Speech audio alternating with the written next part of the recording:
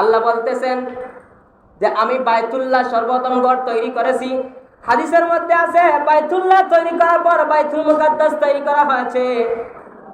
বাইতুল্লাহ এবং বাইতুল মুকাদ্দাসের মধ্যে তৈরি করার মধ্যে ব্যবধান কতটুকু ছিল? হাদিস শরীফের মধ্যে এসেছে 40 বছর ব্যবধান ছিল। কয় বছর?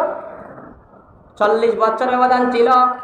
আমি আল্লাহ বাইতুল্লাহ সর্বপ্রথম ঘর তৈরি করেছি। বাইতুল্লাহ তৈরি করার পর বাইতুল মুকাদ্দাস তৈরি করেছি।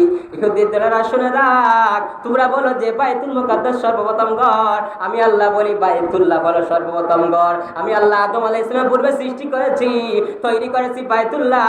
আসমান জমিন সৃষ্টি করার পূর্বে আমি আল্লাহ বাইতুল্লাহ তৈরি করেছি।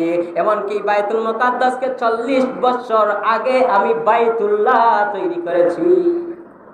কেন আমি তৈরি করেছি? ইন্না আউওয়ালা বাইতি উযিআ লিন-নাস, আমি আল্লাহ নিশ্চয় যে ঘর সর্বপ্রথম নির্মাণ করা হয়েছে, উযিআ লিন-নাস নির্মাণ করা হয়েছে মানুষদের জন্য। কার জন্য? মানুষদের জন্য, একমাত্র আমাদের জন্য আল্লাহ বাইতুল্লাহ সৃষ্টি করেছেন, তৈরি করেছেন।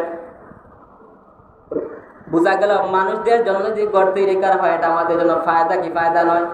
মসজিদে আমরা বানানো হয়েছে কিসের জন্য? নামাজ আদায় করার জন্য। এটা আমাদের জন্য ফায়দা। মসজিদে বসলেই সব, মসজিদে নামাজ পড়লেই সব। তার মসজিদের মধ্যে নামাজ পড়লে অনেক অনেক সব। 5 জায়গায় মসজিদে নামাজ পড়লে সব, বাড়ির মধ্যে নামাজ পড়লে সব। কিন্তু বাড়ি থেকে মসজিদের মধ্যে নামাজ পড়লে বেশি সব, মসজিদের মধ্যে নামাজ পড়লে বেশি সব।